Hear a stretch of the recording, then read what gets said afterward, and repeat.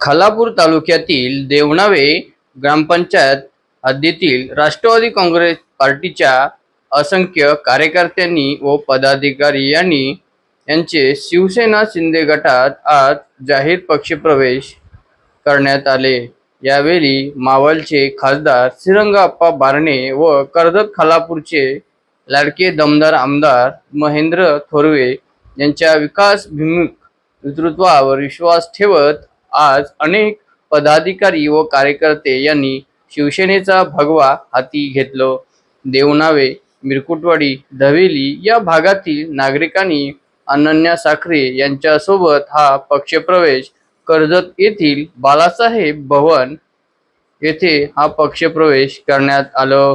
देवणावे गावात या पक्षप्रवेशाने आश्चर्य वाटत अचानक पक्षप्रवेश झाल्याने चर्चा मोठ्या प्रमाणात राजकीय वर्तुळात होत असल्याचे समजते व अन्य याचा विशेष आढावा घेतलाय संघर्ष रायगड न्यूजने व तसेच हा पक्षप्रवेश सोहळा पार पडल्याने आज संघर्ष रायगडची ग्रुप ग्रामपंचायत देवणावेच्या सदस्य अनन्या साखरे यांच्याशी आम्ही बातचीत केली असता त्यांनी काय म्हटलंय आपल्या या मुख्य बातमीपत्रामध्ये पाहूया। त्यांच्याशी चर्चा आपण केली आहे। त्यांची नाराजी आहे की काय, हा पक्षप्रवेश नेमका कशा संदर्भामध्ये त्यांनी आज शिवसेना शिंदे गटामध्ये करण्यात आलं, त्यांनी आपल्या सोबत असंख्य कार्यकर्त्यांना सोबत घेऊन हा पक्षप्रवेश आज आमदार महेंद्र थोरवे यांच्या नेतृत्वावर विश्वास ठेवत आज बालासाहेब भवन कर्जत या ठिकाणी करण्यात आलं। याचा विशेष आढावा घेतलाय संघर्ष रायगड न्यूजने। पाहूया अनन्या साखरे आपल्याशी चर्चा करत असताना नेमकं काय म्हणतायत, त्यांनी पक्षप्रवेश का केलं आणि करण्याचं कारण त्यांचं काय आहे, त्यांची भूमिका आज स्पष्ट आपल्या सोबत त्यांनी मांडलेली आहे। पाहूया त्यांच्यासोबत।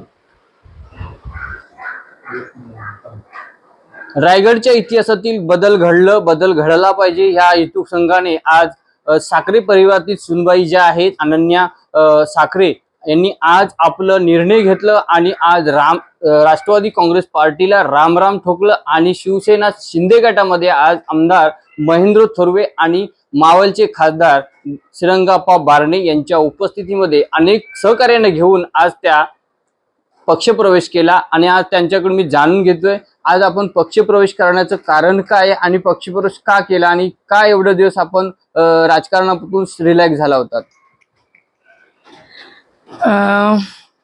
खरं तर राजकारणात रिलॅक्स नाही, राजकारणातच मी आत्ता पडले। 2022च्या इलेक्शनमध्ये जेव्हा मी ग्रामपंचायत देवणावे सदस्य म्हणून निवडून आले तिथपासूनच खरं माझा राजकारणाचा प्रवास सुरू झाला होता आणि या 3 वर्षात मी जे राजकारण बघितलं ते राजकारण जे आपण राजकारण बघतो तसं राजकारण नाही आहे, राजकारण वेगळंच असतं।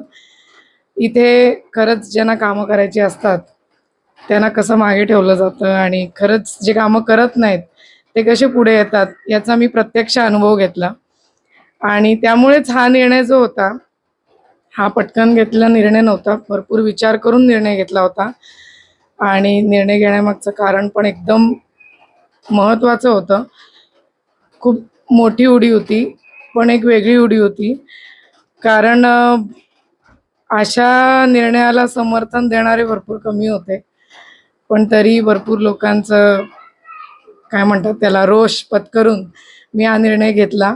कारण कसं असतं की आपल्याला राजकारण करायचंय का समाजकारण करायचंय या दोन्ही गोष्टी महत्त्वाच्या आहेत आणि मला एक अशी बाब समोर येते की आपण उपसरपंच पदासाठी रिंगणात उतरणार होतात पण आपल्याला त्या ठिकाणी सुद्धा डावललं गेल्यानंतर तो आपल्या मनामध्ये नाराजीचा सूर होता आणि आपण अनेक दिवस ग्रुप ग्रामपंचायत देवणावे मध्ये अनेक कार्यक्रम झाले, अनेक तिथेशी संकल्पना नियोजन झाले पण आपण काही त्या ग्रामपंचायतची पायरी सुद्धा चढलेलं दिसलत नाही आणि आपण त्या ठिकाणी का नाराज आहात का, असं काय व्यक्तिमत्व आपलं?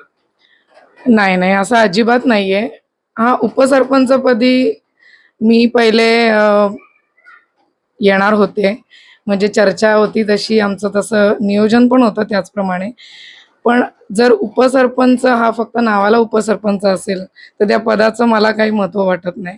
आणि जिथे मला अधिकारच जर मिळाले नसतील किंवा मिळणार नसतील तर ते पद माझ्यासाठी महत्त्वाचं नाही आहे. म्हणून मी स्वतःहून उपसरपंच पदासाठी इच्छा कधीच व्यक्त केली नाही, कारण मला फक्त सहीपुरतं बनायचं नव्हतं, खरंच काम करण्यासाठी बनायचं होतं. पण कार्यक्रम म्हटले तर मी सगळ्या कार्यक्रमात आवर्जून उपस्थित होती, पण एक विरोधकेच्या भूमिकेमध्ये मी उपस्थित असायची आणि माझं ठाम मत नेहमी मी दर्शवायची आणि नेहमी माझं एक वेगळं मत असायचं. त्यामुळे उपसरपंच पद माझ्यासाठी फारसं महत्त्वाचं नाही आहे. दुसरी एक गोष्ट बाब समोर येते की आपण आपले मोठे धीर राष्ट्रवादी काँग्रेस पार्टीचे युवा अध्यक्ष असताना आपण आपल्याला त्यांनी ग्रामपंचायत मध्ये त्यांची सत्ता असताना त्यांचा हात जो आहे देवनाव ग्रामपंचायत मध्ये असताना सुद्धा आपल्याला डावललं गेलं आणि आपल्याला काही गोष्टीपासून दूर केलं गेलं. याचं कारण काय, नेमकं काय सांगाल? कसं असतं, मी डावललं नाही म्हणणार, पण राजकारण हे आपल्या तरी परिसरामध्ये फक्त पुरुषांपुरतं मर्यादित आहे. महिलांना तिथे फारसं महत्त्व नाही आहे.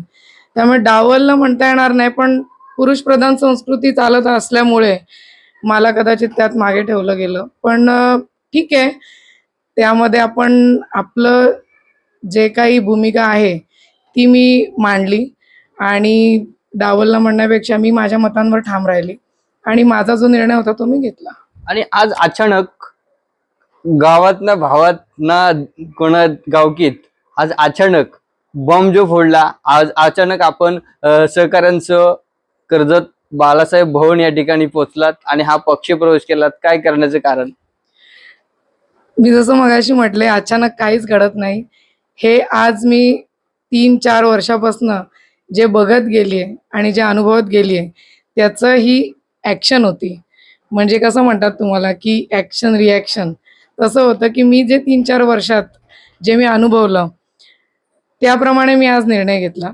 आणि भरपूर दिवसांपासून साहेबांची आणि आमची चर्चा चालू होती या विषयावर, अगदी झेडपीच्या इलेक्शनच्या आधीपासून. पण झेडपी इलेक्शननंतर थोडंसं त्या गोष्टीला स्पीडअप आला आणि मग आमचा एक पक्का निर्णय झाला की नाही, जर आपल्याला समाजकार्य करायचं असेल तर शिवसेनेसारखा गट नाही आणि आमदार महेंद्र शेठ थोरवेंसारखा नेता नाही. त्यामुळे हा प्रवेश. ओके. आज आपल्या सोबत होत्या या ग्रुप ग्रामपंचायत देवनावेच्या सदस्या आणि त्यांनी आज आपलं मन की बात जे आहे या ठिकाणी आम्ही नाही नाराज आहे ना काय नाहीये, पण मी माझ्या निर्णयावर आणि माझ्या पतीच्या सोबत चर्चा आणि अनेक दिवसापासून मी कर्जत खालापूरचे जे आमदार आहेत महेंद्रजी थोरवे यांच्याशी चर्चा सुरू होती. त्यांच्या या चर्चेसोबत आम्ही 1 वर्ष जिल्हा परिषदच्या काही समस्यांमध्ये थांबलो होतो आणि आम्ही पक्षप्रवेश करणार होतो, पण नक्की हा पक्षप्रवेश झालेला आहे. ना गावकी ना भावकी ना घरकी ना घाटकी, आज एक बॉम्ब या पद्धतीने अनन्या साखरे व त्यांचे पती अखिल साखरे व त्यांचे सहकारी यांनी आज पक्षप्रवेश करून हा मोठा देवनावे गावाला हा मोठा धक्का त्यांच्या रूपाने मानलं जातं, अशी चर्चा आता तालुक्यात घराघरामध्ये पोचलेली पाहावयास मिळते. मी कॅमेरामॅन संतोष गोतारणे, संघर्ष रायगड, खोपोली, रायगड.